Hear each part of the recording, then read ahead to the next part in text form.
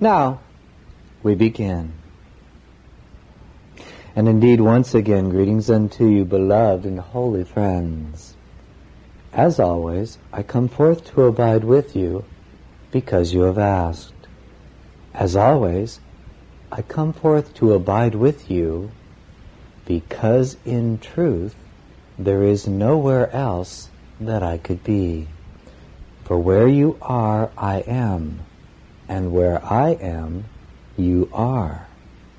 We abide then as the one mind, birthed from the very heart of Abba, or God. There is nothing outside of us, and from within there is nothing hidden. Though the dimensions of creation be infinite, they abide within the mind or the field of consciousness that we share as one. Because this is true, and I assure you that it is, there is indeed only one task which must be accomplished, one realization that must be realized, one reality to be expressed and lived. And that simple truth is that there is only one, that there is only heaven, that there is only love, that there is only the perfect peace that passes all understanding, that keeps indeed your hearts in mind. For your heart or your soul, that which is all that you have experienced throughout the multitude of your lifetimes upon this tiny planet, all of the experiences that you have garnered since before the beginning of time, throughout all of the multitude of dimensions, the soul or the heart resides within the mind of God, within the mind of Christ, for these are one and the same. Therefore, beloved friends, know always that the only truth that must be lived as you enter into the firm commitment of choice to abiding in the way of knowing is simply that there is only one thing. You are that one. Your brother and your sister is that one. And though bodies come and go, though time seems to arise and pass away, though the dance of relationship, of career, of weather patterns seems to come and go, it is only the unenlightened mind that looks for great signs in these things. In truth, within the field of your soul, within all of the field of experiences that you call to yourself, the same gift is being offered. The gift offered to you, that by grace you might decide to see that the world of ever-changing form means nothing. The world means nothing. It does not, nor has it ever existed, except in the perceptions conjured up within the field of mind that seems to be particularly related to your soul. Now, even that is a bit of an illusion. But the point is simply this. In the way of knowing, there is a quiet decision to accept the truth that is true always, to surrender, to open the palms of the hands and to release the tight grip upon the value, the meaning, and the rightness of the perceptions you have made to veil reality. You are that reality. All things are that reality. The forms that the physical eyes show you arise and pass away, yet in each moment mind remains perfectly clear, perfectly one. Only the spell of the mind that believes itself to be the body creates suffering, creates doubt, creates illusion. Wherever you are then in this very moment, you can only be where in truth I am. Wherever I seem to be in this moment, I can only be where you are. For indeed in the way of knowing, what must come to be released is the mistaken perception that there is or has ever been a separate I that is localized where the body-mind is. To release this illusion is to see that all things are simply one thing. Automobiles, plants, trees, clouds, thoughts arising and passing away. They appear in different forms, but they are but one thing.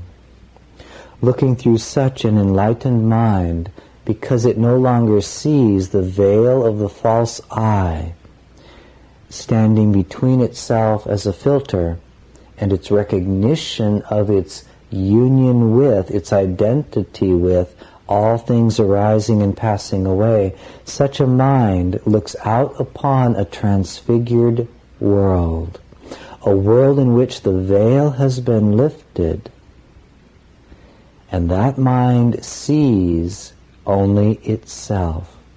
It sees that the very things it had been judging as imperfect, as it looked out upon the world, that it had been judging through fear, that it had been judging through self-doubt, those very things of themselves are perfect, that they are indeed the kingdom of heaven.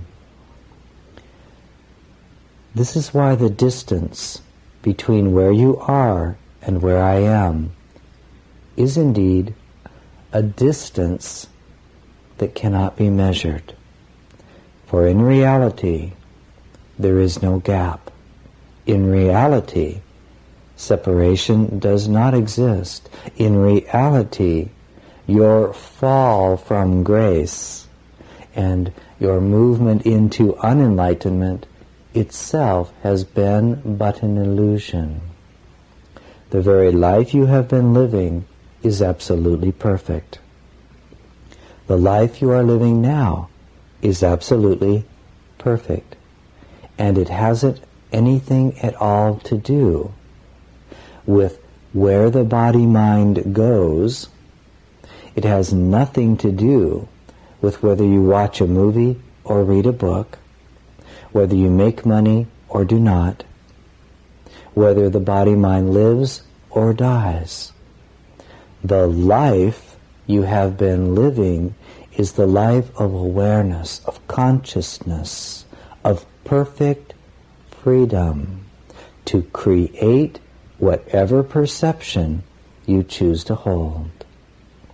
You are free then in all moments to see that what has been arising as the life of your very self is the life and mind of God.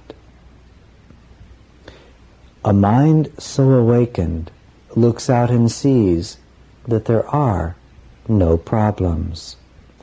Such a mind looks out upon the world and sees no reason to change it. For it is now looking at a world that has already been healed, already been transfigured, already through alchemical fires, if you will, been purified and made whole again. For in reality it sees that that wholeness was never once lost.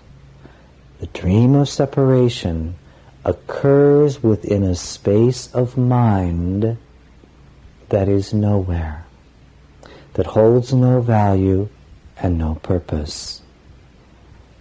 Fear then has no power over you. Death has no power over you. You abide then in the only place ever created for you. You are not localized to the body or the particular personality that you have associated with as your I. That in itself is part of the spell or the drama or the dream of separation. In the way of knowing, there is a simple and quiet decision to behold that as the body-mind plays itself out, as the coming and going of all forms around you and within you, as your own unique perceptual field changes and dances and ebbs and flows, and we'll get to why it does that in just a moment, as all of these things that seem to be within you in your private world, and that's a bit of a misnomer, and in your external world that you think is yours and not someone else's, all of these things are innocent, harmless, they hold no power, and there is no reality in them. And yet they are reality itself when seen through eyes that are not identified with the false I, with the localized sense of identity. Even the body-mind that you once called yourself is merely seen to arise and pass away in the vast expanse of your true self, the self that is shared by all beings in all dimensions, always. It was this understanding that allowed me to simply choose to give myself over to what was called the crucifixion. An enlightened consciousness knows that loss is impossible. An enlightened consciousness knows that gain is also impossible. And yet an enlightened consciousness, resting in the certainty of perfect knowing, merely abides in reality. That means there is no resistance to the coming and going of the body, no resistance to the grand display of energies that make up what you call your world. Governments rise and fall. A new model automobile is unveiled to the flash of 1,000 camera bulbs. Some minds take it as being a very serious thing, some don't even notice, and all of it is you. All of it is arising in the vast expanse of the perfectly free mind that belongs to no one, and yet in which all ones arise. An enlightened mind, then, whether it is experiencing temporarily in the body-mind sadness, joy, anger, guilt, hurt, ecstasy, love-making, a piece of fruit, cold wind on the skin, all of these things are merely allowed without resistance to be exactly what they are, while that mind perceives and knows them to be harmless, vast, eternal, radiating the light that God is. For in truth, in the end, as we come near the end of this year of the way of knowing, the truth must be told ever more simply and ever more simply. There is only reality.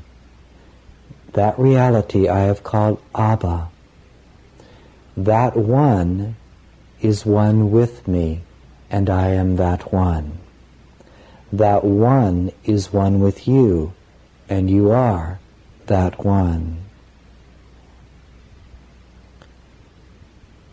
In the end, then, what seems to be radical to a world caught in the spell of the small self seemingly playing its drama out through the field of many, many body minds, the truth does indeed become radical.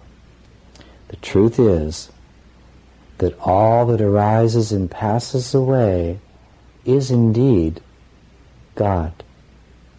There is only God. There can only be God, and you are that. For in the end, even the creative teaching device of God and Son, Creator and created, begins to slip away as duality becomes the one, as illusion, the last traces of illusion, finally give way to truth. All things that arise and pass away are perfectly okay. All opportunities to experience the awareness of love's presence is okay. Every opportunity to experience the contraction of fear is okay. For these things arise only in the field of the perfectly free mind that you are. So you see, in the end, it is not so much about cutting out certain experiences and having only certain ones that you've decided hold value. It is rather to see that all such experiences are transitory.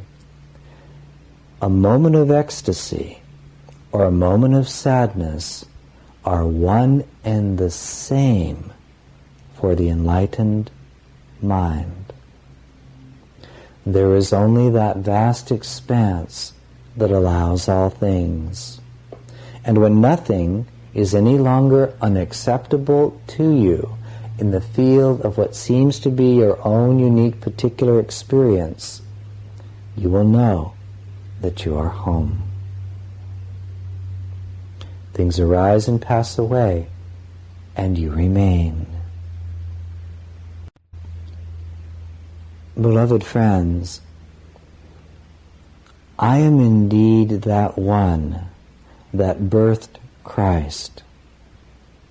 I am indeed that one that walked this earth as a man and manifested the fullness of myself to reveal myself to myself. You are that one that birthed Jeshua ben Joseph. You are that one that set in motion the great drama of the dream of separation and its correction. You are indeed that one that alone exists unchanging, unchangeable, and unchanged forever. And yet when the mind has been under the spell of thoroughly believing it is a separate body mind, and that body is indeed the source of the spell that creates the illusion of a localized separate self, a soul that has no connection to anyone else or anything else. In the field of the body mind, if I were to have come to you 3, 4, 5, 10, 2,000 years ago and said, you are alone that one, you are God and only God exists, your fear already present would have been heightened. And so I came to you in the guise of a man known as Jeshua ben Joseph. I played out a perfectly clear drama, like so many body minds. I allowed myself to be perceived as a unique individual since you believed that unique individuals exist. You saw me as separate from you, and so I appeared in the way that you could see me and understand me. And I have gone on without ceasing to appear in ways that you can see me and understand me, to speak in languages and words, metaphors and parables, teaching tools that you could receive without increasing your illusion of fear. All teaching devices, then, and in this guise, even the appearance of myself as Jeshua ben Joseph was but a temporary teaching tool. All teaching and communication devices have one simple goal: to reduce fear so that that particular mind can release its grip on itself and surrender the illusion of separation, and thereby be bathed in the light of reality yet again, seeing that it is what I am. And I am God. I am Abba. You are God. You are Abba. Only that one exists. Only the I that we share as one exists. I appear as every blade of grass. I appear as every thought. I appear as every desire. I appear as every cloud in the sky. I appear as you. You are that one that I am. I am speaking to you, and yet you are speaking to you. You hear me, but you hear only yourself. Understand well, then, that I, as Jeshua ben Joseph, am but the appearance of God in a particular form, so that you could come closer to the truth of your nature without recoiling in fear. It is indeed said in the Bible that no man looks upon the face of God and lives. That statement means simply that the mind that is not yet enlightened, therefore living in fear, living in the perception of itself being separate from God, cannot look upon the face of God, the reality of God, and live. It was not a fearful statement at all. It was simply the truth. For when the mind looks and beholds, there is only God, and I am that. The false self has indeed died. Well, where did it go? Nowhere, because it never existed in the first place. And that which closes the gap, though it may be said to you in many forms, is the decision to give up seeking and acknowledge that you are found. All teaching devices, all forms of language that I have brought forth have been by design to woo you, to seduce you, to calm you into knowing that you are God. And the final gap then is indeed, the final step is taken by me. And that final step taken by me is the final step taken by you. For that final step into the fullness of enlightenment can only be God recognizing that only God is. And you are that. Where else could we come to in such a series of tapes entitled The Way of Knowing? By way of knowing, it was never intended to be a set of lessons that will someday get you there, but rather the very way of knowing, to walk the journey of creation knowing that it is God doing the walking, to walk in the knowingness that all things that arise in here in God, and you are that. To finally be willing to look at a tree and know that the eye of God is seeing God, and the tree of God is being eyed by God. You are indeed that one, infinite, eternal, unbounded, so intimately linked with every one of your brothers and sisters that there is no such thing as separation, nor anything to fear. And there is yet this infinitely magical process in which mind is realized within a body mind.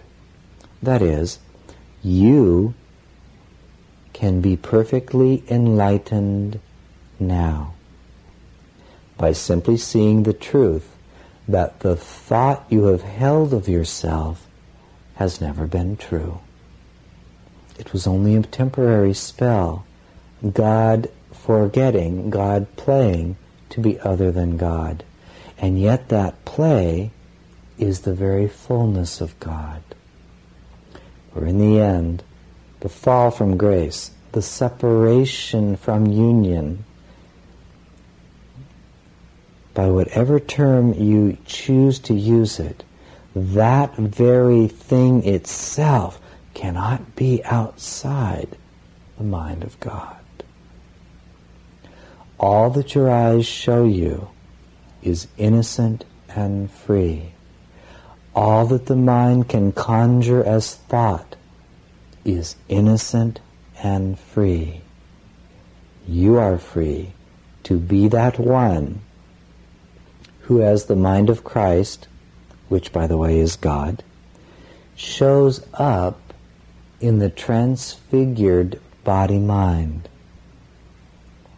Where once there was a false sense of I, now there is only the free, unobstructed field of awareness of God observing creation through His creation.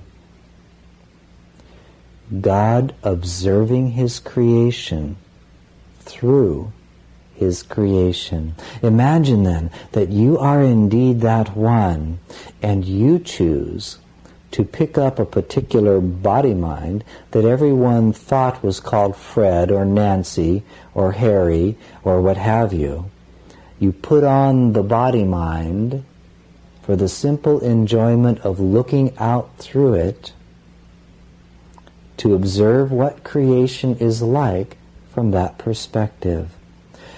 Not unlike one who would go to a costume ball, puts on a certain costume just to play at being Louis XIV, a Lady Godiva, Mother Mary, or, if you want to be very radical, Jesus of Nazareth.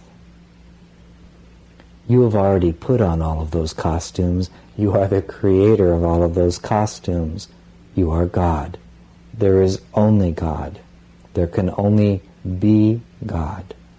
And as you listen to sounds vibrating through the air, through your tape machine, the vibration, the words, the insights and pictures that are flowing through the field of the mind, the you who is listening and the I who is speaking are all one thing.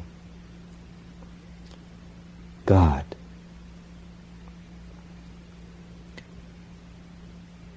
Fear not then, beloved friends. Fear not the coming and going of the life of the body-mind. For that life in itself is already perfectly unobstructed and free. It cannot hinder the truth of who you are when you choose to see from the truth of what you are. Dare then, as we begin to conclude this year of the way of knowing, to live, what is this called in your world, the impossible dream.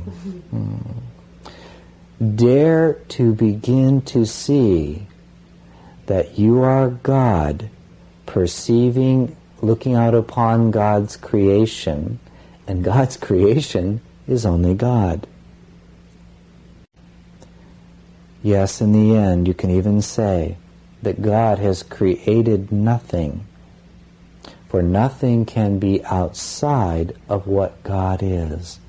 I have given unto you many clues over the years.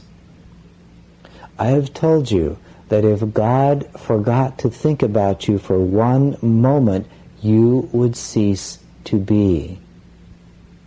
Think about what that must mean. It must mean that you are inhering so much in God that a simple thought in the mind of God both creates you or destroys you. In the flash of an eye, you either are in existence or you are not. And yet what could then be in existence but the will of God? If you exist, you must be in the mind of God. That perfect power by which all things arise and pass away. And God's creation occurs nowhere. That is, it has no location. The planet Earth, the bodies that inhabit it, the physical universe in which the planet Earth is spinning about, all of these things are not at all unlike what you experience when you close your eyes and imagine having ice cream. You create the image, you have the experience, you see yourself giving the cashier your golden coins, or in this case perhaps some of your silver coins. You eat the ice cream, you see yourself smile, you can feel it move down into your belly. Where did all of that exist? Could anybody find it outside the power of consciousness to create? No. You are like the ice cream in the mind of God. God sees himself appearing as you, doing exactly what you are doing in each and every moment.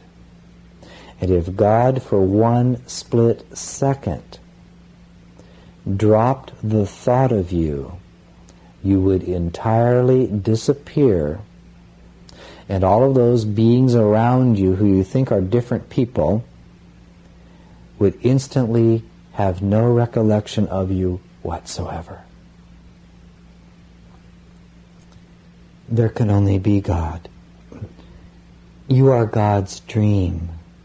You are God's creation. You are God's child in the sense that you are God shaping itself into a temporary expression of itself. And for what purpose? To simply extend creation. You are that one. All power under heaven and earth resides within you. When you bend to pick up a glass, God is embracing God. And if God were not choosing that in that moment, you would cease to be.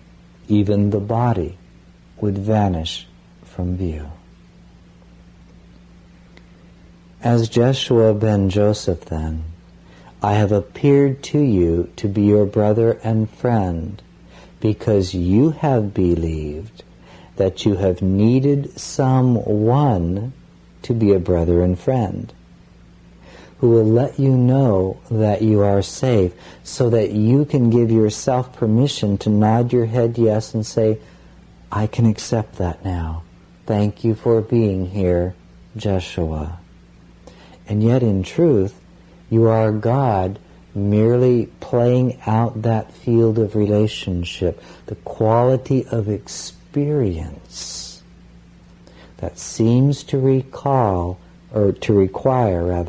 an elder brother who has gone through quite a change and now has the voice of authority. But I have no voice unless you give it to me. And what can give such authority if not the mind of God? For it takes one to know one. You've heard me say that many, many times. It can only be the Christ mind in you that could perceive the Christ mind in Jeshua ben Joseph. And the Christ mind is the extension of God's perfect being into and as creation. When you look lovingly upon anyone, you are God. For God is but love. You have heard me say many times, love is the essence of what you are. If God is love, and love is the essence of what you are, this can only mean that the essence of you is God. Right here, right now. With not one thing that must be done to earn it, to shape it, to get it. This is why no form of technique brings the Son to the Father. This is why I once said, even through this my beloved Son, if you will, in what was called once the Jeshua letters, again, only a teaching device given to those who could accept me in the guise of Jeshua ben Joseph. For you had already decided to give me authority to guide you through that form. This is why I said unto you that no prayer or supplication brings the Son to the Father, but only in the release of illusion.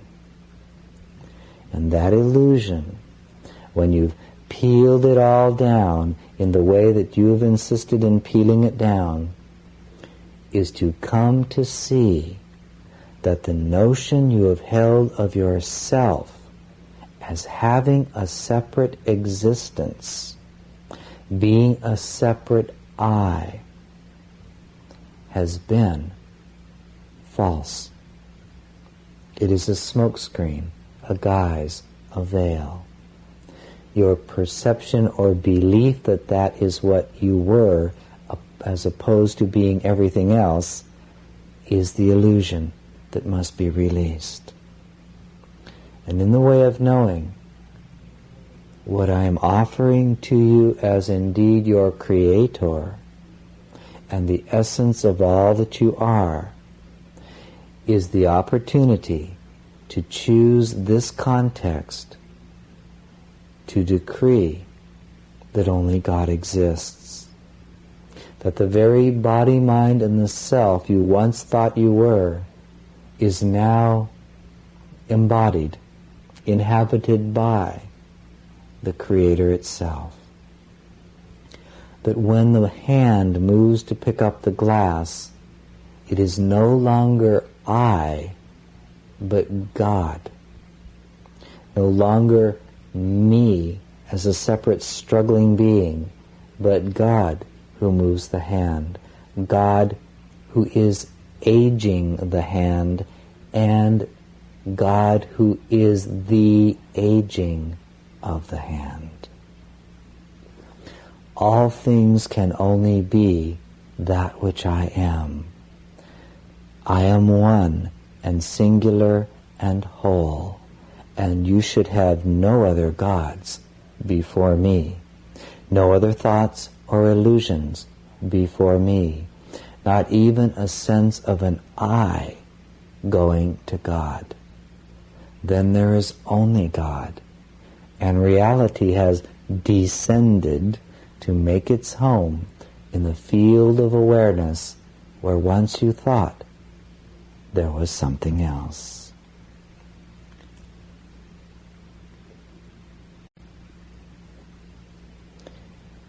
We've enjoined with you to create the way of the heart, to begin to speak in such a way to you that would not elicit fear, to which you could nod your head and say, yes, that sounds true to me. I'll accept this. And then we spoke to you the way of transformation, where you perceived yourself as one in need of transformation. And again you nodded your heads and said, we'll accept this. Yes, I am a sinful creature still in need of transformation. I'll buy into this as the context in which I receive more of the truth about myself. And in the way of the knowing, which is now, we begin to bring you full force into that which you have chosen to bring yourself to stand at the doorway of the temple of heaven, to begin to open it, to let the golden light stream out, and as you look into that sanctuary to see, it is yourself upon the throne. This is why I've also said that self-love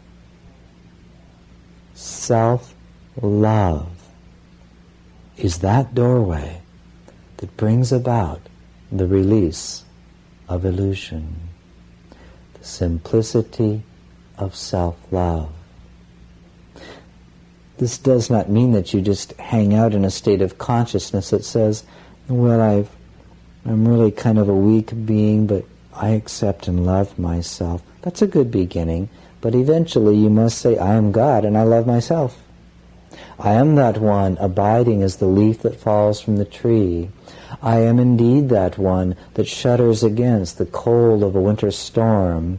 I am indeed that one that is the warmth of the sunlight that comes to caress the flower. I am the flower that receives the sunlight. I am this body-mind arising and passing away. I am the quality of awareness that I choose now. For there is only God. Only the truth can be true, and the truth sets all things free. For if the truth is given only to mankind, but not to a blade of grass, the blade of grass remains imprisoned. But the truth that sets all things free does so because all things are the truth.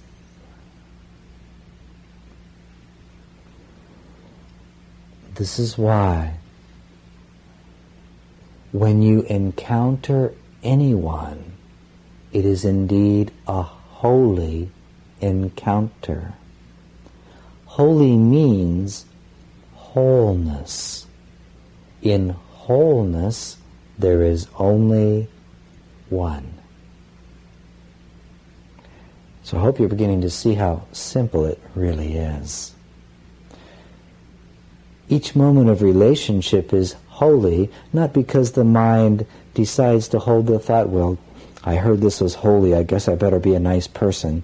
No, that's egoic thinking, and the ego is the dream of separation.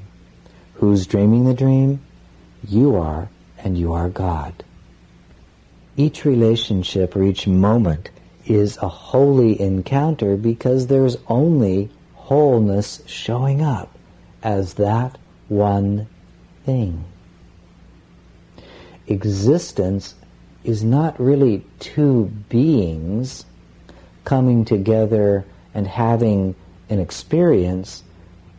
there's only the one thing which is the experience itself. Do you know that all along you have never forgotten me for a moment? That is, in any moment of true perception, true, clear, immediate perception, you have been unaware of the thought of an I having the experience. There's just the experience itself. It arises innocently, it arises uncaused, there's no judgment about it, there's just experience. Then in the next millisecond, the next slight moment, you create the thought, oh, I am having this experience, and it's with that separate being over there. You've merely elected to use the power of God consciousness to identify that another body-mind is something separate from you. You are the creator of the game. You are the players in the game. You are the result and consequences of the game. You are the end of the game.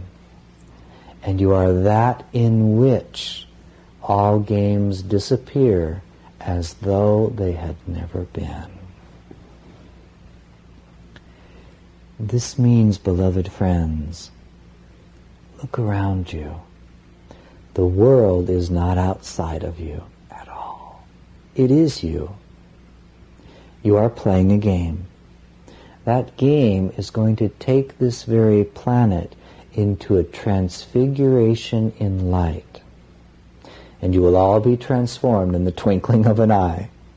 Well, of course you will be. You're God making up the game. That's all that's going on. That's all that's ever been going on.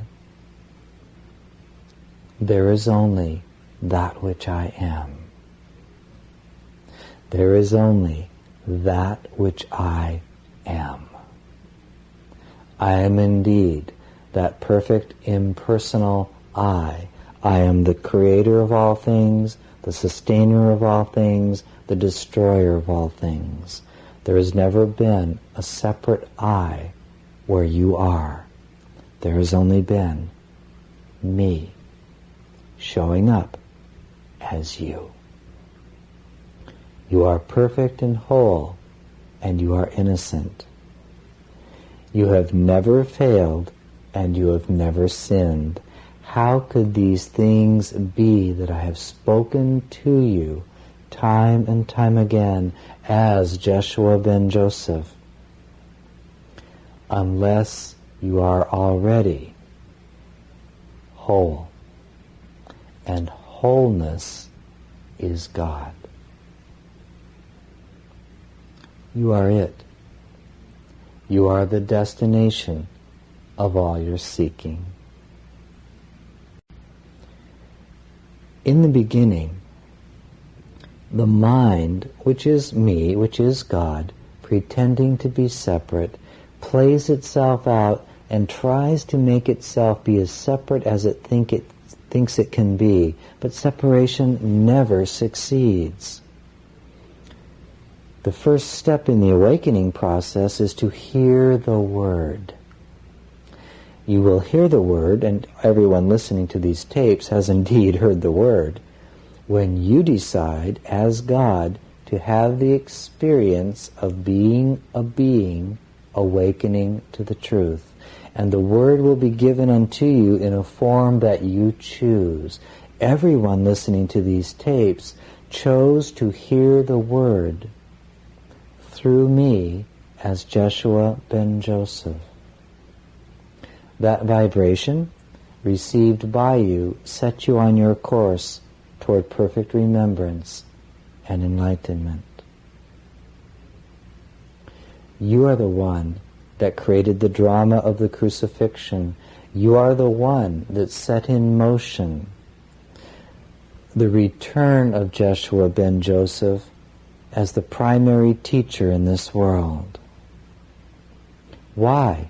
Because you are that one that has decreed that it is this context in which you will give yourself permission to edge ever closer to the reality that the whole thing is God, and you are that. What has been playing out then for these past 3 years of these tapes, and even longer than that, indeed been playing out for 2,000 years, is your creation. The game of God, remembering God through the guise of God's creation.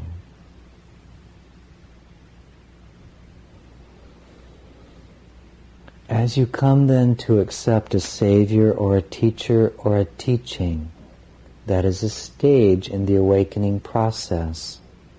When you decide to release your grip of fear a little deeper, you begin then to have what are called mystical experiences. You begin to realize that you can be aware of someone else not in the room with you physically. You begin to have unique and extraordinary experiences of communicating with beings that don't have bodies. And oh my goodness, it all looks to be so incredible. And yet even that is but a stage of the journey. And as the mind becomes more and more transparent to itself, the more it is simply choosing to release illusion and abide in reality, it must come to the door of the temple of heaven. It must open that door, which is to release any final sense of being outside the sanctuary of truth. It must come to be basked in the light that flows from the source and essence of all that is. And the separate seeker, the one who would know God, realizes that they already know God perfectly, and that they have indeed been God, seeking God, for the enjoyment of finding and knowing God again.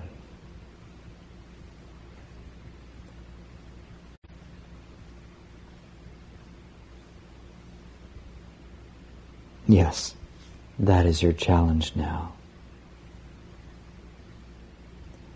Would you be willing to simply be God? Do you know what that requires? Absolutely nothing. How then do you show up as God? If you are thirsty, drink your water. If it is cold, put a sweater on. If you want to make love, make love. If you want to sleep, sleep. There is no difficulty in this. The only practice is to be that which you are, and you are the light of the world. How many times have you heard me say that to you? Be that which you are, and you are the light of the world. You have heard the words and said, oh, now if I could only be who I am, then I'd be the light of the world. But I'm not being who I am, so I must be the darkness of the world. But the whole time, you are indeed being who you are. You are the light that lights the world, for in being whatever you've chosen to be at any moment, you are that which generates awareness of experience.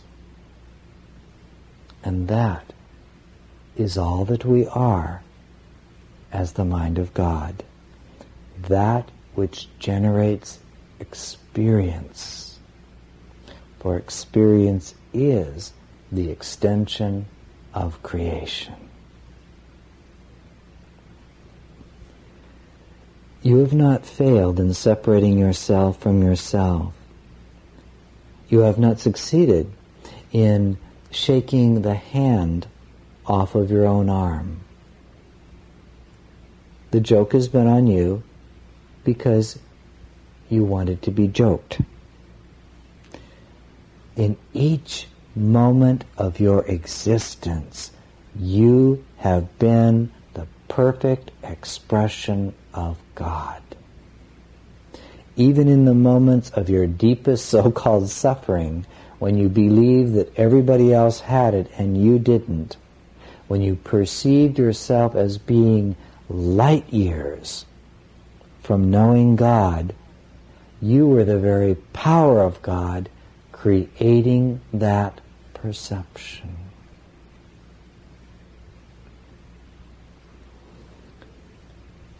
You are also that one who has dared to be bold enough to allow Shanti Cristo into your life. A rather radical organization. You created it as the context for your awakening. And you are free to use that context, that organization, to enlighten the entire planet if you want to. You are also free to let it crumble into an ancient echo of memory. There is only God, and you are that. God extends creation without ceasing. You will therefore always continue to exist as the one who creates experience. And this is why there is only one question worth asking. What do I truly want? For you will experience the answer to that question, and in fact your experience is the answer to the question. You can lay in bed with the flu and ask yourself the question, what do I truly want? Well, this body-mind has the flu. I am experiencing exactly what I have wanted. And you can embrace it and love it and see it as perfectly innocent because that is the truth of it. Having the flu is not a sign of failure. The death of the body is not a sign of failure. It's just what is arising as the extension of creation. And so the final and greatest truth that can be told sounds like complete nonsense. It is unacceptable to the egoic mind that wants the power of making the false separate self all-powerful and invincible, standing against the world. In other words, the gnat shouting at the universe. For the mind that is awakened to the reality of God allows all things, trusts all things, embraces all things, transcends all things, and sees the shimmering perfection literally showing up as all things. You are perfectly free in every moment. Nothing can imprison God. If you choose to leave a relationship, you are merely using the complete freedom of God to generate experience. If you choose to stay in a relationship, you are merely using the freedom of God to generate experience. Neither is right, neither is wrong. Both options are totally free and uncaused, and each expresses God. It is indeed time to give up perceiving some things as being more perfect than others. There is only God. There has only been God. There will always be only God. When a wave is cast up out of the ocean, it does not lose its wetness. And who would say that this wave is better than that wave? And yet I say unto you, the mind that chooses one wave over the other is the mind of God creating creation. For in the very moment when one wave is chosen as having a greater value, experience has been had.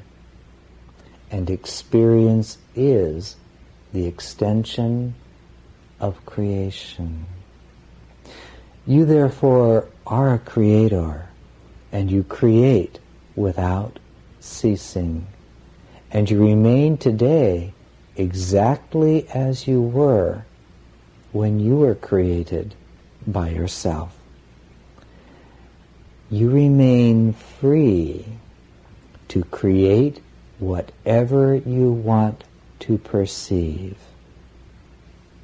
And you do it from within the mind, and you extend it out. You radiate it out with every thought you think.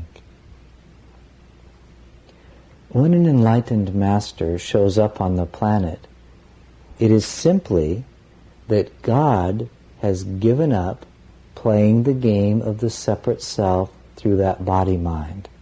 That's all. An enlightened mind realizes that there is only God, and that in that freedom it is free to show up as the body-mind in whatever way it wants while the body-mind lasts. Whether it shows up with saffron robes or a beggar's worn-out clothing makes no difference. An enlightened mind is an enlightened mind. It might smoke a cigarette. It might drink carrot juice. It becomes irrelevant.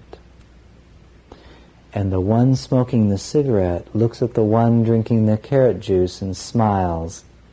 The one drinking the carrot juice looks at the one smoking the cigarette and smiles. And in that smile, there is only the one beholding the one. You then are free to be at peace. You are then free to release all judgment. You are indeed free to give yourself the exquisite experience of being the one who allows all things. You are the one who is free to embrace the innocence of each moment. You are the one who is free to require sunglasses against the morning sunrise. You are the one who is free to be free. And to be free is to be authentic. And to be authentic is to demonstrate the reality that only God exists.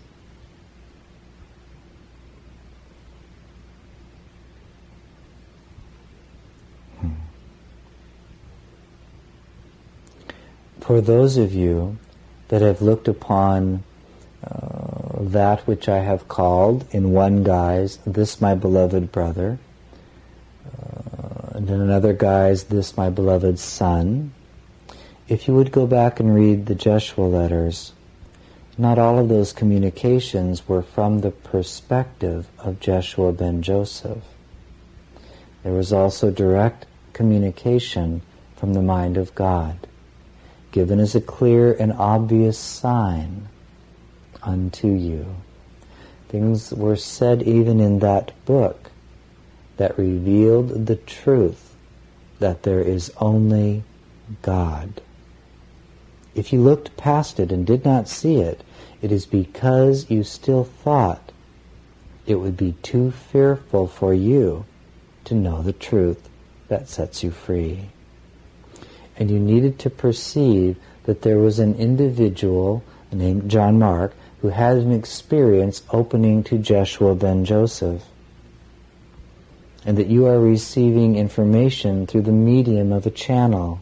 And yet I say unto you, you have received information only from yourself, God.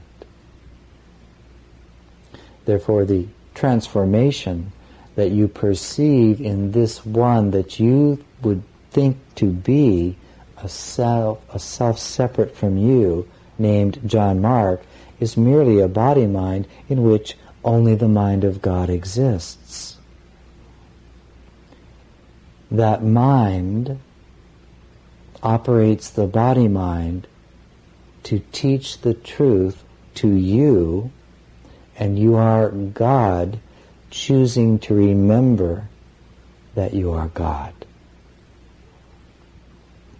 This is why all giving is receiving.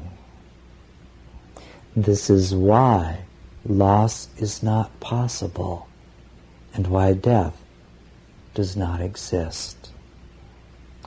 God can only dissolve into God. And in that realization, the final step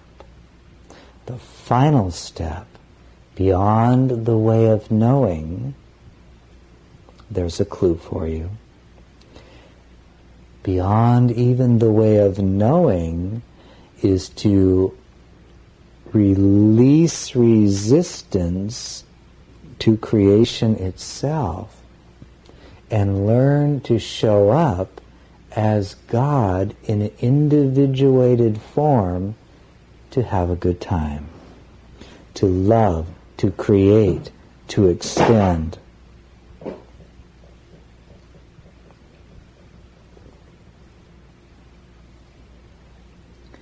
For indeed, beloved friends, our love will be without ceasing. Our creativity will be without ceasing. For we are indeed that one showing up as creation for the joy of the dance. There is nothing but this.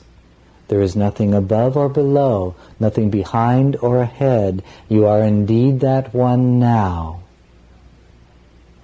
And if you rest upon your couch with eyes closed, who's doing the resting? Whose eyes are closed?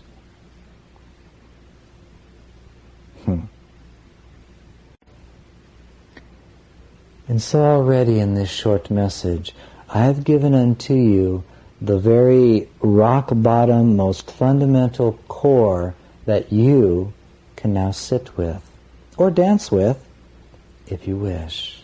You can take it to bed with you.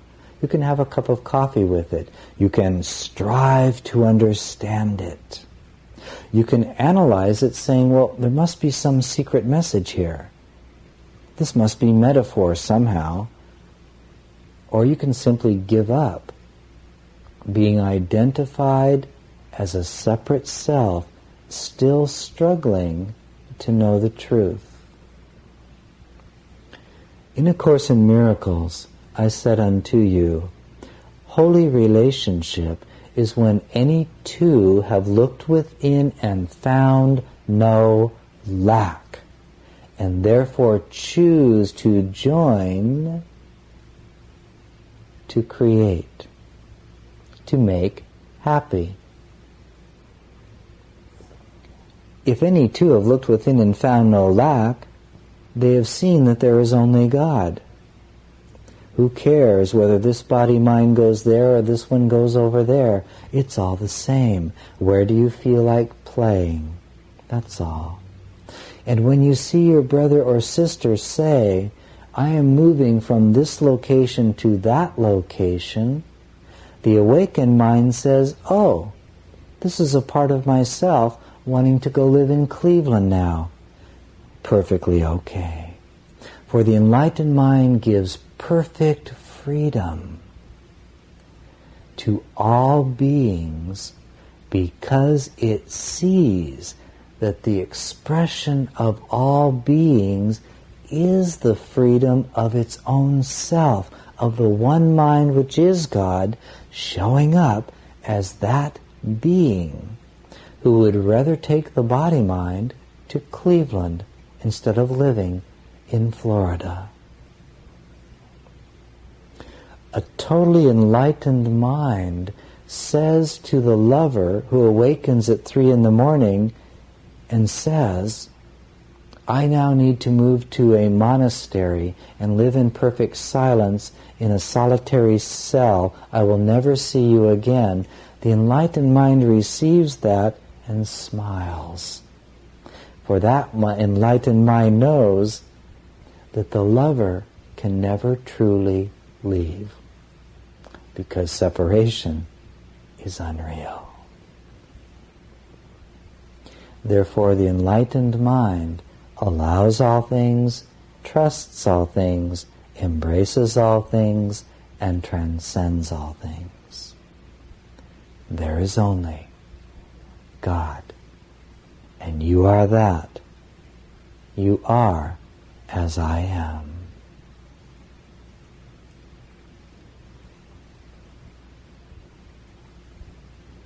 The only question left then is, who do you want to play with?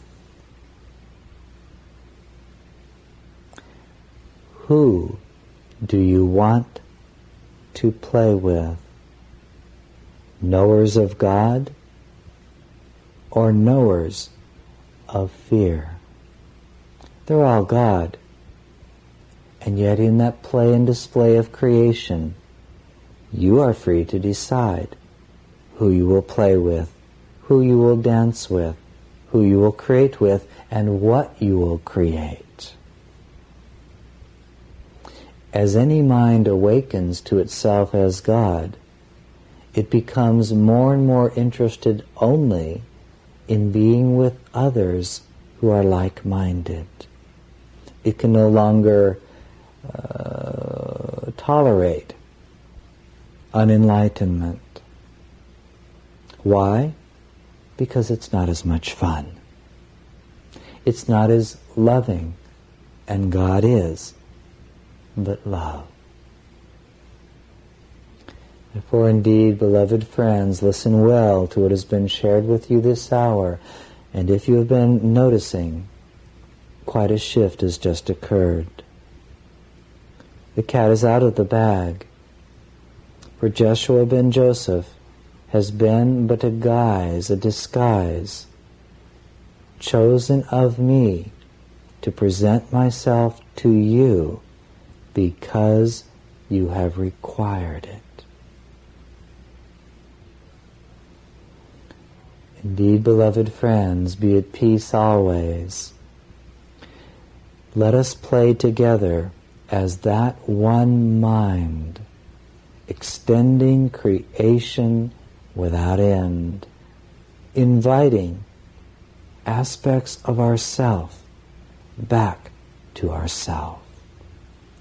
Only love is real. Only love exists.